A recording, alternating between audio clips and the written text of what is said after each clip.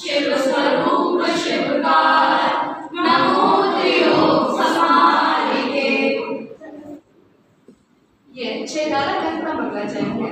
छैलाला ग्रंथ की रचयिता पंडित दौलत राम ने छैलाला ग्रंथ की पहली हल्का अध्ययन किया है, जिसमें 4 गतियों के तुकों का वर्णन है। इस मंगलाचरण का अर्थ है कि त्रिभुवन में सार है बीता विज्ञानता या कि जात में श्रद्धित केवल और सम्मान वचन काय से सावधानी के साथ भगवान को नमस्कार करें। अब मैं आपको त्रिगोल की दुख से अवगत करूंगा। तास भ्रमण की है बहुमता पर कछु कहूँ कहीं मुनिया था काल अनंत निगोद रचना बीत्यो एक इंद्री कंधार एक श्वास में 10 बार जन्यो मर्यो भर्यो दुखकार विकसी भूमि जल पावक करो पवन प्रत्येक वनस्पति करो। मनुष्यों ने बहुत दुख सहे हैं। जीवों ने निगोद में एक इंद्रिय शरीर धार कर अनंत काल पूर्ण किया है, यानी अनादिकाल से जीव निगोद के दुखों को सह रहे हैं। अनादिकाल से जीव निगोद के दुखों को सह रहे हैं और इन सब दुखों को सहने के बाद एक श्वास में 18 बार जन्म मरण करने के बाद बहुत मुश्किल से वे स्थावर जीव बनते हैं, जैसे पृथ्वी काय, जल काय, अग्नि काय, वायु काय और वनस्पति काय।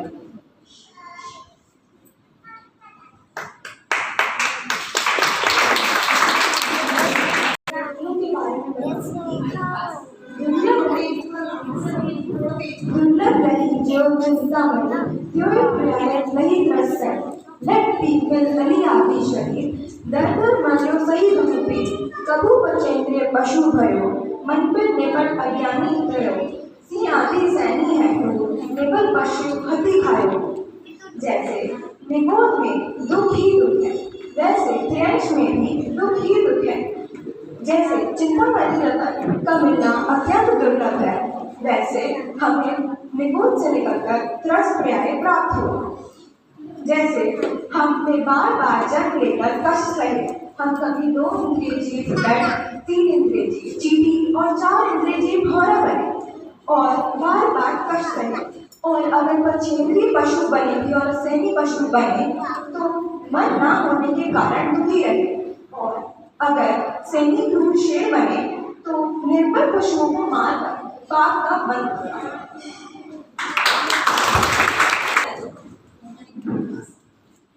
कबू वाक भयो कहीं सबलन करी खयो दीदी छेदन भेदन भूख प्यार भार बहन हिम आत्म त्रास बद बंधन अति दुख करे कोटि जपते जात न बने आत्म संक्लेश भक्त मरियो घोर शिव सागर में परियो। इन पंक्तियों से हमें पता चलता है कि त्रियंश गति में दुख ही दुख है। जैसे घोड़े के पैर में लोहे की नाल डालना, बांधे जाना, उन्हें गर्मी सर्दी भूख प्यास सब सहना पड़ता है। उनके इतने दुख हैं कि 1000 जीवों से भी हम वहन नहीं कर सकते।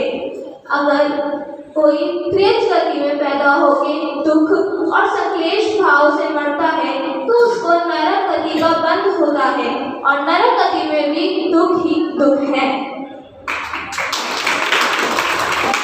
अति संक्लेश भावों से हमने नरक में जन्म लिया।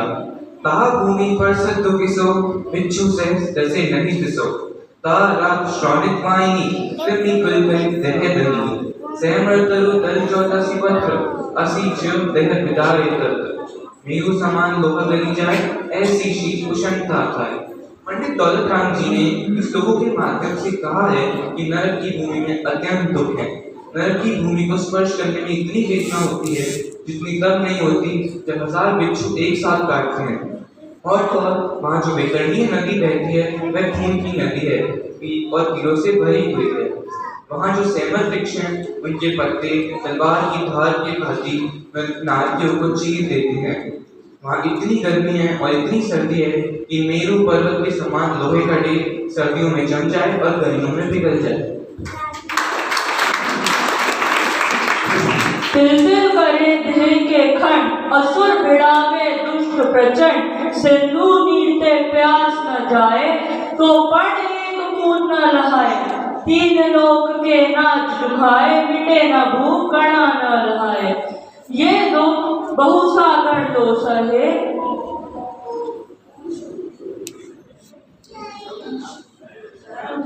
कर्म जोते नरगति रहे। इसका मैं आपको आगे इसका वर्णन बताने जा रहा हूँ। नरगति में इतनी भूख है कि तीनों लोगों का अनाज खा ले तब भी भूख नहीं मिटेगी और उनको एक कण भी नहीं मिलता, और तीनों लोगों का पानी भी पी ले, सारे समुद्रों का पानी भी पी ले तब भी उनकी प्यास नहीं मिटेगी और उनको एक बूंद पानी भी नहीं मिलता। और वहां पर असुर जाति के देव आकर नारियों के बीच में लड़ाई कराते हैं। जननी उदर बस्यो नवमास, अंग संकुचित पाए त्रास, निकसन जे दुख पाए रोर, तिनको कहना आवे हो। बालपन में ज्ञान न रहो, तरुण समय में तरुणित रहो, अनृत संपूर्णो मनो कैसे रूप रखे अपन। इसका अर्थ इनका यह अब मैं आपको मनुष्यगति के दुखों के बारे में बताने जा रहा हूँ। हम अपनी माँ के घर 9 महीने सिकुड़ के रहते हैं, और जब हम अपने माँ के घर से बाहर निकलते हैं तो हमें बहुत कष्ट होता है जिसका कोई अंत ही नहीं है।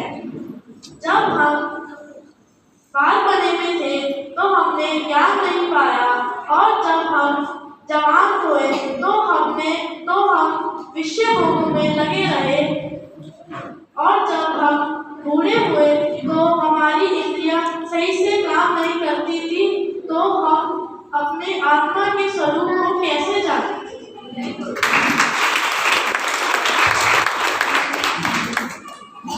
कभी अकामने जला करे, गवंत्रिक में तो टच करे, विषय कहा नल जयो, बलत मिलाकर दुख सयो। जो विमानवासी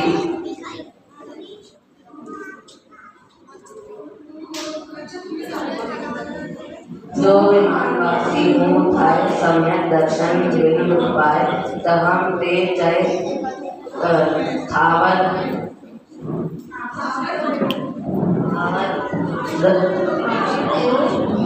तयो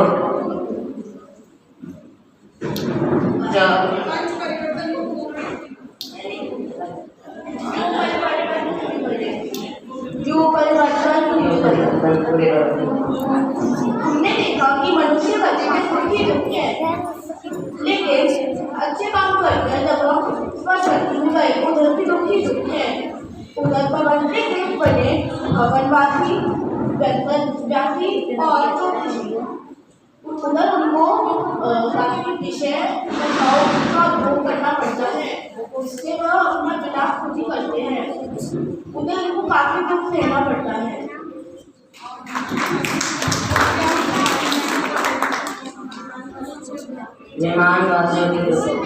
जो विमानवासी देव होते हैं वो पूर्व लोक में रहते हैं, उनको वहाँ पर सुख नहीं होता क्योंकि उनके पास सम्यक दर्शन नहीं होता है, इसलिए वो संसार परिभ्रमण करते रहते हैं और चारों दुखों में दुख ही दुख पाते हैं। हम ये सब करके विमानवासी देव बनते हैं, उसके बाद स्थावर से निरोध, और ऐसे ही हम पूरे चारों गतियों में घूमते रहते हैं और दुख ही दुख पाते हैं। अगर हम हमें 4 कष्टों का त्याग करना चाहिए, 5 पापों का त्याग करना चाहिए, वाणी की वाणी का पालन करना चाहिए और अहिंसा धर्म का पालन करना चाहिए।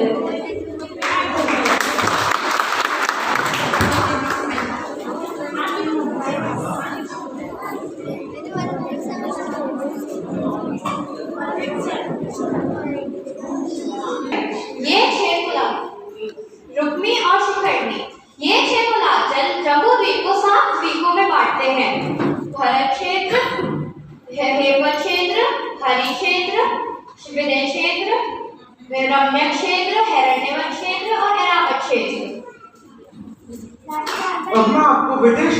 बारे में बताता हूँ।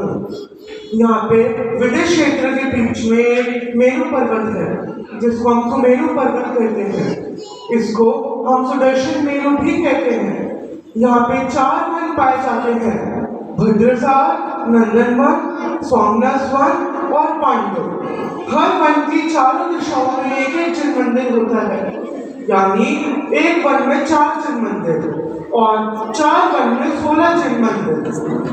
अब हम बात करते हैं गजगंज पर्वत की। ये हाथी के दांत के आकार के होते हैं। ये 4 होते हैं, 2 ऊपर 2 नीचे। यहाँ पे एक एक जन मंदिर पाया जाता है, यानी 4 गजगंज पर्वत पे 4 जन मंदिर। हमारे 2 वृक्ष आते हैं, जम्बू और शालमली। यहाँ पे भी एक एक जन मंदिर पाया जाता है। अब हम बात करते हैं बक्सार पर्वत की। ये 16 होते हैं और ये विदेश क्षेत्र में 32 नगरियां बनाते हैं। हर एक बक्सार पर्वत पर एक एक जन मंदिर होता है, यानी 16 बक्सार पर्वत पर 16 जन मंदिर। अब हर एक जो नगरी बनती है उनके बीच में विजात पर्वत होता है और हर एक विजात पर्वत पर एक जन मंदिर होता है, यानी अगर 32 नगरियां हुई तो 32 विजात पर्वत हुए, 32 जन मंदिर हुए। अब हमारे रावत क्षेत्र में भी एक एक जन मंदिर होता है। यहाँ पे बीच में विजात पर्वत पाया जाता है और वहाँ पर एक एक जन मंदिर होता है। जो हमारे 6 कुलाचल है वहाँ पे भी एक एक जन मंदिर पाया जाता है। तो ऐसे ही हमारे जम्बू द्वीप में 78 जन मंदिर हो जाते हैं। जम्बू द्वीप के बाद एक समुद्र आता है, इसका नाम लवण समुद्र है और ये जम्बू द्वीप से टुकड़ा होता है। इस समुद्र के बाद एक और द्वीप आता है, उस द्वीप का नाम काठीखंड होता है और इस समुद्र से टुकड़ा होता है। इस द्वीप के बाद एक और समुद्र आता है, उसका नाम कालादरी समुद्र है और वो इस द्वीप से ही टुकड़ा होता है। उसके बाद एक और द्वीप आता है, उसका नाम पुष्कर द्वीप है। ये यहाँ तक है, बट इसके आधे में मानुषोत्तर पर्वत है जिसके बाद मनुष्य नहीं जा सकते और जिसका बचा हुआ हिस्सा होता है उसको हम पुष्कर द्वीप कहते हैं। पुष्कर द्वीप कहते हैं और ये जितने भी द्वीप और समुद्र हैं ये सब चूड़ी के आकार के होते हैं। इन दोनों द्वीपों के बीच में ईश्वरमान पर्वत होता है, यहाँ पे और यहाँ पे। ये ईश्वरमान पर्वत इन दोनों द्वीपों को 4 हिस्सों में बांटता है, पूर्व भारतीय खंड, पश्चिम भारतीय खंड, पूर्व पुष्कराट द्वीप और पश्चिम पुष्कराट द्वीप। इन चारों भागों में 4 पर्वतें होती हैं। इन चारों पर्वत में जम्बू द्वीप की तरह ही 78 मंदिर होते हैं। अब ईश्वरमान पर्वत जो इनको 4 भागों में बांटता है, इनमें भी एक एक जिनालय होता है और मानुषोत्तर पर्वत हर दिशा में एक जिनालय होता है। तो ये कुल 398 जिनालय हो गए। अब हमारा 8वां द्वीप आता है नंदीश्वर द्वीप। हमारा 2.5 द्वीप और 8वें द्वीप के बीच में कोई जन मंदिर नहीं है। तो जो हमारा 8वां द्वीप नंदीश्वर द्वीप है वहाँ पे हर दिशा में 13 जन मंदिर पाए जाते हैं। तो यानी चारों दिशाओं में मिला के 52 जन मंदिर। हमारे अठाइयों के दिनों में देव यहाँ पर आते हैं और जिन पूजा करके जाते हैं। अब हमारा 11वां द्वीप आता है कुंडलवर्ती। यहाँ पे भी हर एक दिशा में एक एक जन मंदिर होता है, 1 2 3 4। फिर हमारा आता है 13वां द्वीप रुचकवर्ती। यहाँ पे भी हर दिशा में एक जन मंदिर होता है, यानी चारों दिशाओं में 4 जन मंदिर। तो ये हमारा टोटल बनाता है 458 जन मंदिर। हमारा 12वें और 8वें से 11वें द्वीप के बीच में कोई जन मंदिर नहीं है। वैसे तो हमारे पास बहुत सारे द्वीप हैं मंदिरों में, लेकिन एक द्वीप में अकृत्रिम चित्रालय पाए जाते हैं। जय हिंद।